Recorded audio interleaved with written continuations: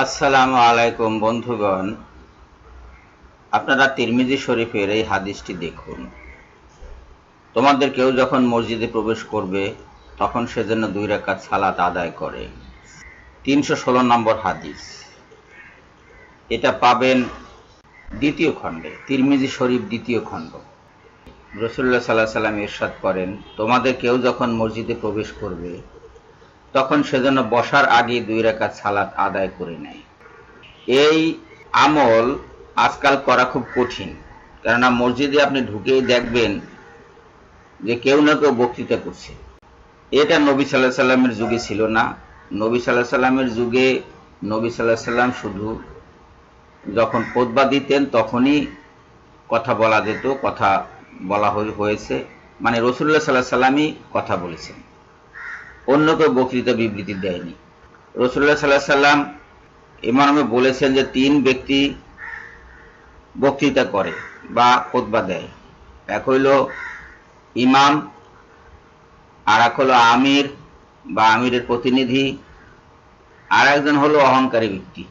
তো প্রথম 2 ব্যক্তি আমির অথবা আমিরের প্রতিনিধি এবং ইমাম।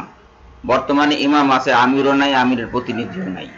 আর তৃতীয় যে ব্যক্তি সে হইল অহংকারী ব্যক্তি।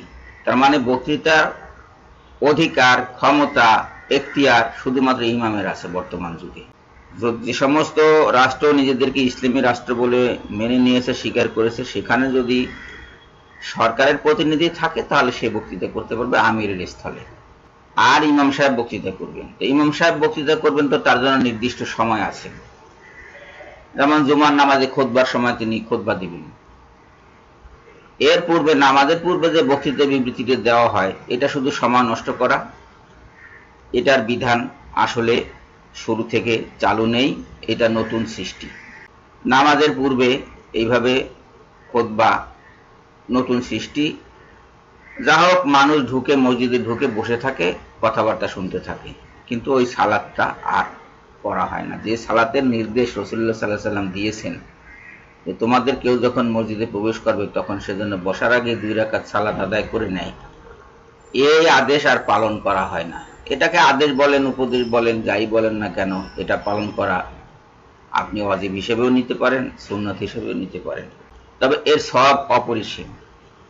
এই নামাজ দ্বারা ওই মসজিদে আপনি শামিল হয়ে গেলেন, এবং এই নামাজ না পড়ে আপনি বসে গেলে এই আদেশ আপনি অমান্য করলেন অথবা ভ্রুক্ষেপ করলেন না। হ্যাঁ, পরিবেশ পরিস্থিতি যদি আপনাকে বাধ্য করে যে আপনি আর নামাজ পড়তে পারছেন না, সেটা ভিন্ন কথা। এখন সেই রকম পরিবেশ পরিস্থিতি প্রায় সৃষ্টি হয়ে থাকে, আপনি মসজিদে ঢুকেই দেখবেন যে কেউ না কেউ বক্তৃতা করছে। ইমাম ছাড়া কিংবা আমির ছাড়া বা আমিরের প্রতিনিধি ছাড়া মসজিদে আর কারো এইভাবে বক্তৃতা করার ইখতিয়ার নাই। আপনারা এটা খেয়াল রাখবেন। এবং আমি মনে করি, আমার এই মতের মূল্য আপনি দিবেন কি দিবেন না তা আমি জানি না, আমি মনে করি যে মসজিদে ঢুকে প্রথমে 2 রাকাত সালাত আদায় করবেন, তারপরে বসবেন। আমি তাই করি। কথা বলতে থাকলেও, কেউ যখন কথা বলতে থাকেও, তখনও আমি ঢুকে মসজিদে এই 2 রাকাত নামাজ আদায় করিনি, আদায় করে নিয়ে তারপরে বসি, এবং যদি কথা শোনার মতো হয় তাহলে কথা শুনি, কথা শোনার মতো না হলে আমি জিকির আজকারে লিপ্ত হয়ে যাই। সবাইকে ধন্যবাদ জানিয়ে আজকের মতো এখানেই বিদায় নিচ্ছি। আল্লাহ হাফেজ।